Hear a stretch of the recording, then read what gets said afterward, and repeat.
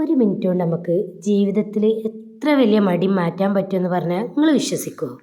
അതും ലോകത്ത് ഏറ്റവും കൂടുതൽ കഠിനാധ്വാനം ചെയ്യുന്ന ജപ്പാൻകാരുടെ ഒരു സീക്രട്ട് ടെക്നിക്ക് ഉപയോഗിച്ച് നമ്മുടെ തയ്യൽ കൂട്ടുകാരികൾ എപ്പോഴും പറയുന്ന വലിയൊരു പരാതിയാണ്, തയ്ക്കണം എന്നൊക്കെ ഉണ്ടടോ, പക്ഷേ മെഷീൻ്റെ മുന്നിൽ കണ്ട് ചെന്നിരിക്കാൻ ഭയങ്കര മടിയാണെന്നത്.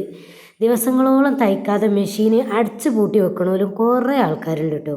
കഴിഞ്ഞ വീഡിയോകൾക്ക് താഴെ ഒരുപാട് സഹോദരിമാർ ഈ ഒരു വിഷമം പങ്കുവെച്ചിരിക്കുന്നുണ്ട്. എന്നാൽ ഇനി മുതൽ ഈ ഒരു മടി ഓർത്ത് ആരും വിഷമിക്കേണ്ട. ഈ ജപ്പാൻകാരുണ്ടല്ലോ, ഓലോല മടി മാറ്റാൻ വേണ്ടി ഉപയോഗിക്കുന്ന കൈസൻ അഥവാ 1 മിനിറ്റ് പ്രിൻസിപ്പിൾ ഉപയോഗിച്ച് തയ്യലിലെ മടി എങ്ങനെ നമുക്ക് പമ്പ കടത്താം എന്നതാണ് കേട്ടോ നമ്മൾ ഇന്ന് നോക്കാൻ പോകുന്നത്. വീഡിയോ മുഴുവനായും കാണുക. ചാനൽ ഇപ്പോൾ തന്നെ ഒന്ന് സബ്സ്ക്രൈബ് ചെയ്ത് കാണാൻ നോക്കുക. വീഡിയോക്ക് ലൈക്ക് ചെയ്യുക. അപ്പോൾ ഒരുപാട് ആളുകളിലേക്ക് വീഡിയോ എത്തിട്ടോ. എന്താണ് ഈ കൈസൻ ടെക്നിക്ക് എന്ന് ആദ്യമേ പറഞ്ഞു തരാം. ജപ്പാൻ ഭാഷയിൽ കൈ എന്ന് മാറ്റം എന്നും സെൻ എന്നാൽ നന്മ എന്നുമാണ് അർത്ഥം വരുന്നത്. അതായത് നല്ലതിനു വേണ്ടിയുള്ള ചെറിയ ചെറിയ മാറ്റങ്ങൾ. ഈ നിയമപ്രകാരം നിങ്ങൾ ഒരു ദിവസം ഒരേ സമയത്ത് വെറും 1 മിനിറ്റ് മാത്രം ഒരു കാര്യം ചെയ്യാൻ മാറ്റിവെക്കുക. കേൾക്കുമ്പോൾ നമുക്ക് തോന്നുന്നത് ഒരു തമാശയായിട്ടൊക്കെ തോന്നാം, പക്ഷേ ഇതിന് പിന്നിൽ വലിയൊരു ശാസ്ത്രം തന്നെ ഉണ്ട് കേട്ടോ. ഒരനുഭവ കഥയിലൂടെ തന്നെ ഞാനിത് പറഞ്ഞുതരാം. ഒരു സഹോദരിക്ക് ഒരുപാട് തയ്ക്കാൻ കിട്ടും. ഒരു വലിയ ഓർഡറൊക്കെ കയ്യിൽ കിട്ടിയാൽ, അതായത് ഒരു 5 ചുരിദാറൊക്കെ ഒന്നിച്ച് തയ്ക്കാണ്ടായാൽ അവർക്ക് ഭയങ്കര മടി ഇങ്ങനെ വരും.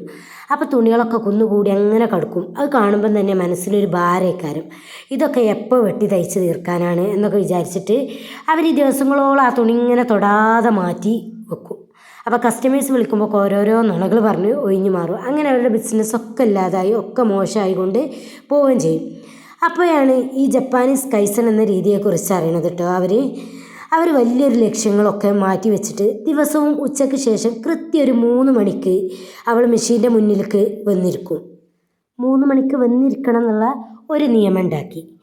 5 ചുരിദാറും തയ്ക്കണം എന്ന ചിന്ത അവൾ മനസ്സിൽ നിന്ന് തന്നെ കളഞ്ഞ് പകരം ഞാൻ വെറും 1 മിനിറ്റ് മാത്രം മെഷീനിൽ ഇരിക്കുന്നുള്ള ഒരൊറ്റ മിനിറ്റ് കൊണ്ട് ആ ചുരിദാർ കഴുത്തിൻ്റെ ഭാഗം മാത്രം കട്ട് ചെയ്യും എന്നുള്ളതും അങ്ങനെ വിചാരിച്ച്. വെറും 1 മിനിറ്റ് എന്ന് പറയുമ്പോൾ നമ്മുടെ തലച്ചോറിന് അതൊരു ഭാരമായി തോന്നൂല. തലച്ചോറ് പറയും, 1 മിനിറ്റ് മാത്രമല്ലേ ഉള്ളൂ, അത് പെട്ടെന്ന് ചെയ്യാമല്ലോ എന്ന് അങ്ങനെ പറയും. അങ്ങനെ ആ 1 മിനിറ്റ് കൊണ്ട് കട്ടിങ് തുടങ്ങി. പക്ഷേ അവിടെയാണ് മാന്ത്രികത സംഭവിക്കുന്നത്. ആ 1 മിനിറ്റ് കഴിഞ്ഞ് കട്ടിങ് തീരുമ്പോൾ നമ്മൾ പറയും, എന്നാൽ പിന്നെ അതിൻ്റെ ബാക്കി വശങ്ങളൂടി ഒന്ന് തുന്നിയേക്കാമെന്ന് തോന്നും നമുക്ക്. അങ്ങനെ ആ 1 മിനിറ്റ് പതുക്കെ ഒരു 5 മിനിറ്റ് ആവും, പിന്നീട് അത് അരമണിക്കൂറാവും. ഒക്കെയായി അങ്ങനെ മാറിക്കൊണ്ടിരിക്കും കേട്ടോ. മടി കാരണം ദിവസങ്ങളോളം തൊടാത്ത തുണിയൊക്കെയാണ് ഈ ആൾ 5 മിനിറ്റിലെ ചെറിയ ചെറിയ ലക്ഷ്യങ്ങളിലൂടെ തയ്ച്ചു തീർത്തത്. നമ്മുടെയൊക്കെ വീട്ടിലെ മറ്റൊരു ഉദാഹരണം നോക്കാം. നമ്മൾ വീട് മുഴുവനും വൃത്തിയാക്കണമെന്ന് വിചാരിച്ചാൽ വലിയ മടി നമുക്ക് തോന്നും. എന്നാൽ ഞാൻ ഈ ഒരു മേശപ്പുറം മാത്രം ഒന്ന് വൃത്തിയാക്കുമെന്ന് വിചാരിച്ചാൽ നമ്മളത് പെട്ടെന്ന് ചെയ്യൂലേ. തയ്യലിലും ഇതേ രീതി തന്നെയാണ് നമുക്ക് വേണ്ടത്. വലിയ ഡിസൈൻ വസ്ത്രങ്ങളൊക്കെ കുന്നുകൂടി ഓർഡറുകളൊക്കെ കണ്ട് പേടിച്ച് അതിനെ ചെറിയ ചെറിയ ഭാഗങ്ങളാക്കി മാറ്റിയ പേടിച്ച് കുത്തിർക്കാതെ മടി മാറ്റാൻ തയ്യൽക്കാർക്ക് ചെയ്യാൻ പറ്റുന്ന ചില ജപ്പാനീസ് സൂത്രങ്ങൾ ഇതാ ഞാൻ പറഞ്ഞുതരാൻ പോണു കേട്ടോ. ഒന്ന് നമുക്ക് നോക്കിയാലോ. അപ്പോൾ ഒന്നാമത്തെ സൂത്രം പറഞ്ഞത് സമയത്തിൻ്റെ കൃത്യതയാണ്. കൃത്യമായ സമയമാണ്. ദിവസവും രാവിലെ ആണോ വൈകുന്നേരമാണോ നിങ്ങൾ തയ്ക്കാൻ സമയം കിട്ടുന്നത് എന്ന് നോക്കുക. ആ സമയം കൃത്യമായിരിക്കണം. ഇന്ന് 3 മണിക്ക് ഇരുന്നാൽ നാളെ 5 മണിക്ക് ഇരിക്കാമെന്ന് വിചാരിക്കരുത്. ഒരേ സമയത്തിരിക്കുമ്പോഴാണ് നമ്മുടെ മനസ്സ് പതിയെ പതിയെ ആ തയ്യലിന് പാകപ്പെടുക. പിന്നെ രണ്ടാമത് വരുന്നത് 1 മിനിറ്റിൻ്റെ പവറാണ്. തയ്ക്കാൻ ഒട്ടും മൂടില്ലാത്ത ദിവസങ്ങളിൽ നിന്ന് തുണിയൊന്നും നമ്മൾ എടുക്കരുത്.